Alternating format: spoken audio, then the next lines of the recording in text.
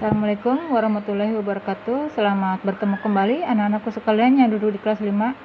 Selamat bertemu kembali dalam channel Ibu Tini. Kita hari ini akan mempelajari materi kelas 5 tema 2 dengan sub tema 1 pembelajaran ke situ, yaitu cara tubuh mengolah udara bersih.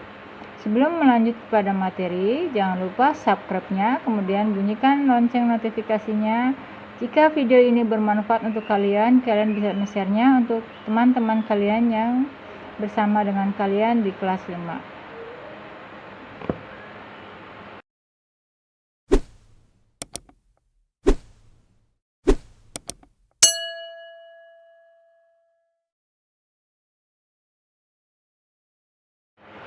Baik, anak-anakku sekalian, sekarang kita buka bukunya halaman pertama. Kita akan mempelajari tentang sub tema 1, cara tubuh mengolah udara bersih. Kita perlihatkan dulu atau kita lihat dulu di halaman pertama ini. Kita diperlihatkan gambar-gambar, yaitu perhatikan gambar di atas ya, tulisannya. Itu ada gambar seorang di antara beragam hewan. Ya, perhatikan. Nomor 1, apa saja makhluk hidup yang ada pada gambar? Perhatikan.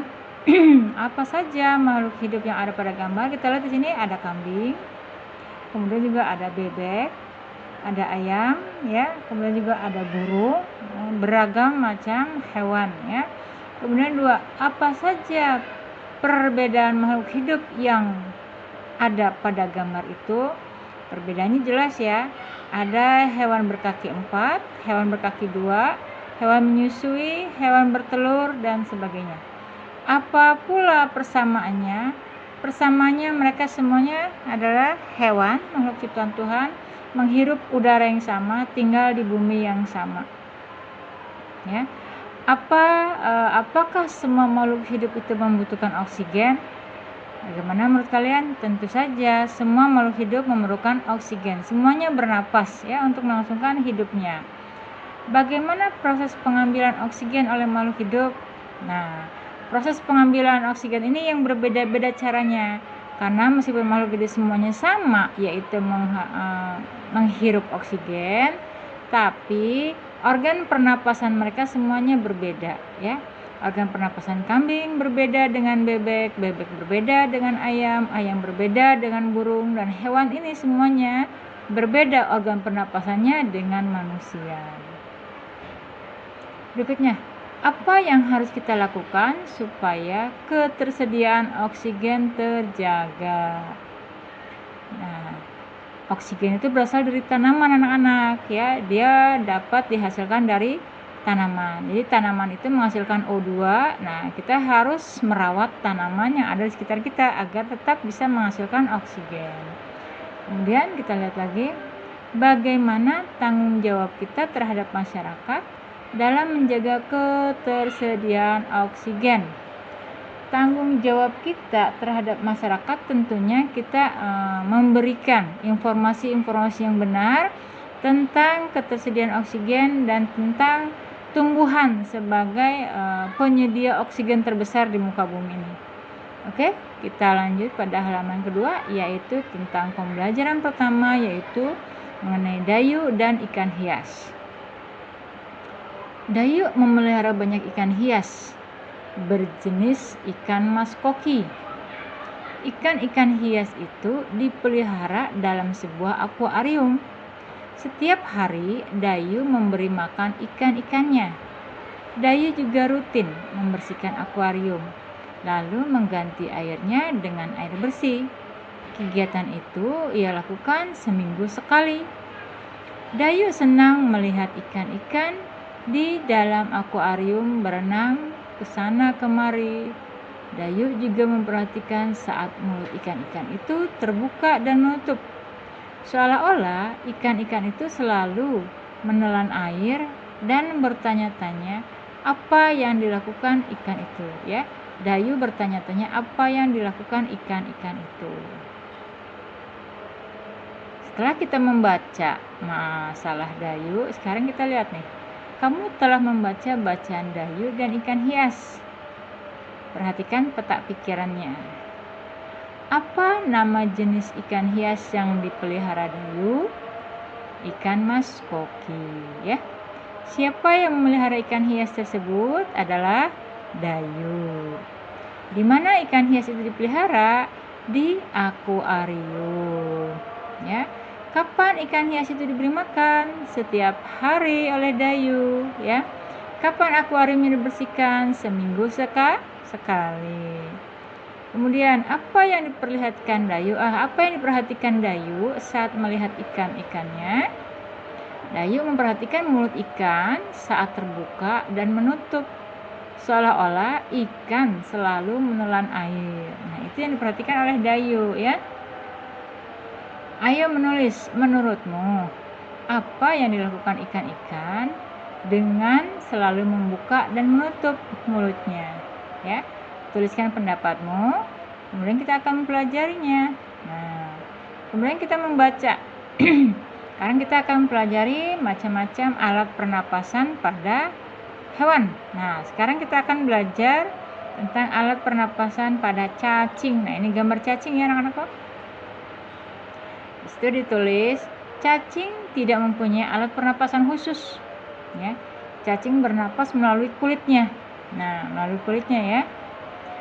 Kulit cacing selalu basah dan berlendir untuk memudahkan penyerapan oksigen dari udara. Nah, oleh karena itu, cacing menyukai tempat yang lembab.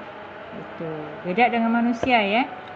Di bawah permukaan kulit cacing yang tipis terdapat pembuluh udara. Jadi saat udara masuk melalui kulit, oksigen diikat oleh pembuluh udara tersebut. Itu pernapasan pada cacing ya. Jadi dia tidak punya alat pernapasan khusus ya anak-anakku. Dia hanya selalu basah, kulitnya selalu basah ya, karena dia bernapasnya melalui permukaan kulit, maka kulitnya itu akan selalu basah.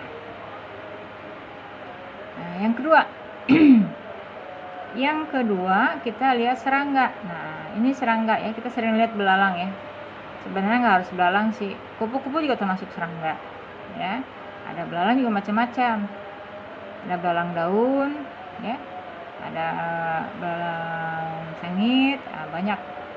Nah, dengan apa ini serangga bernapasnya? Sekarang kita lihat ya. Seperti ikan, serangga juga bernapas dengan menghirup oksigen ya, dan melepaskan karbon dioksida.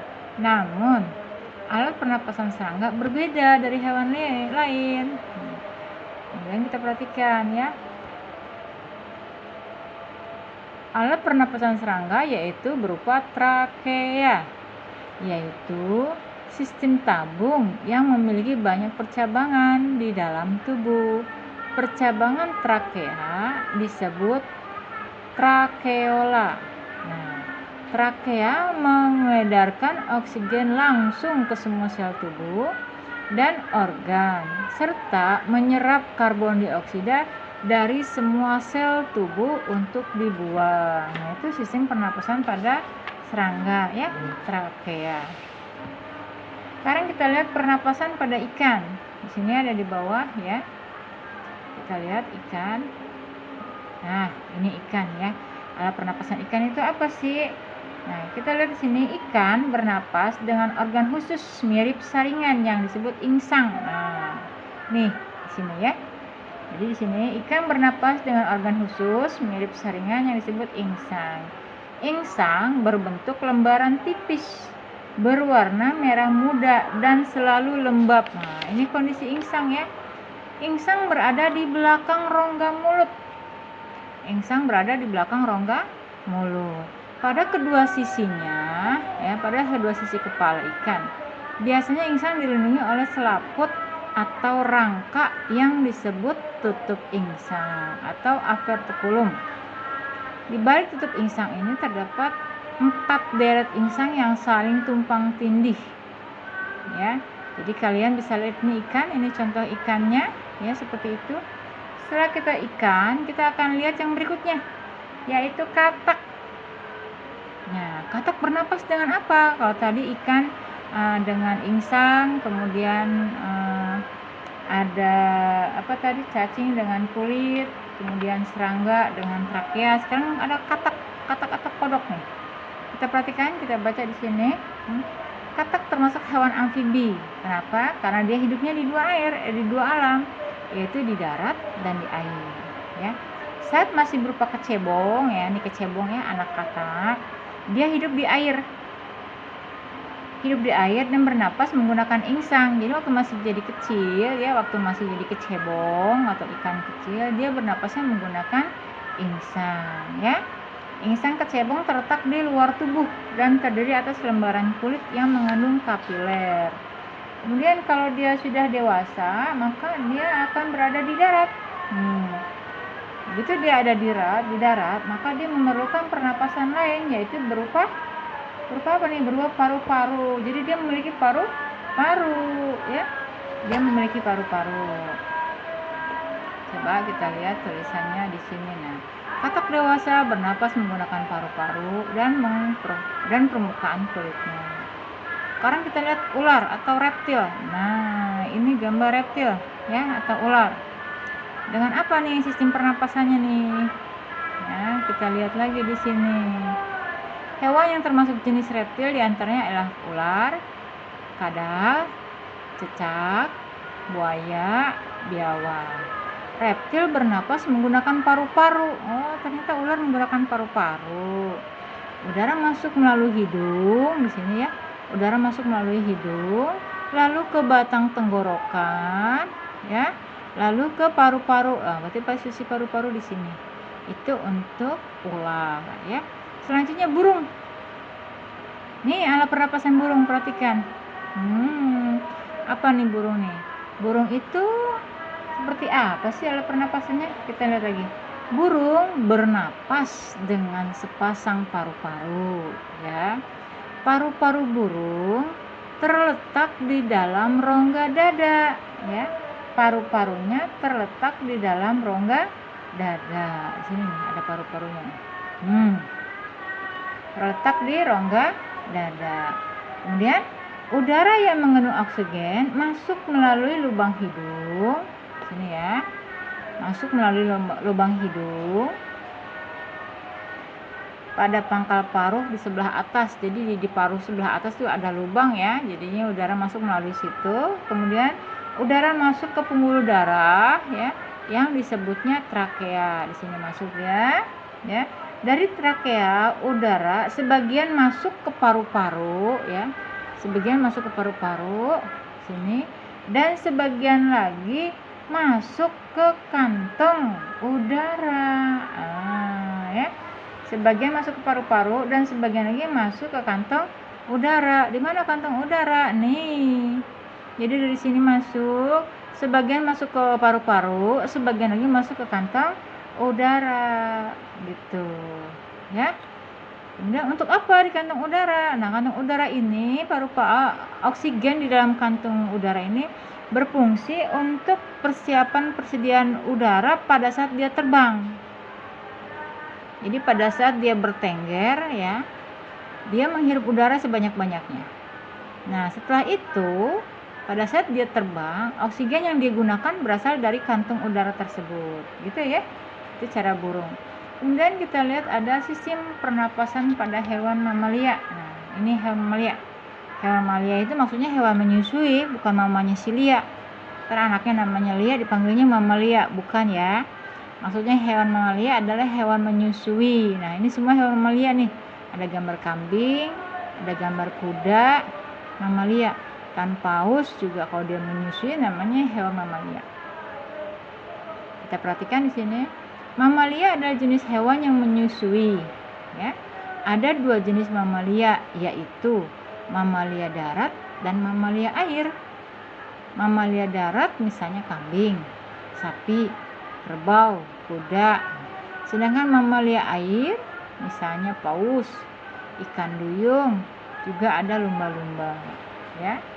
Alat pernapasan mamalia darat terdiri atas hidung, pangkal tenggorok, batang tenggorok, paru-paru, ya.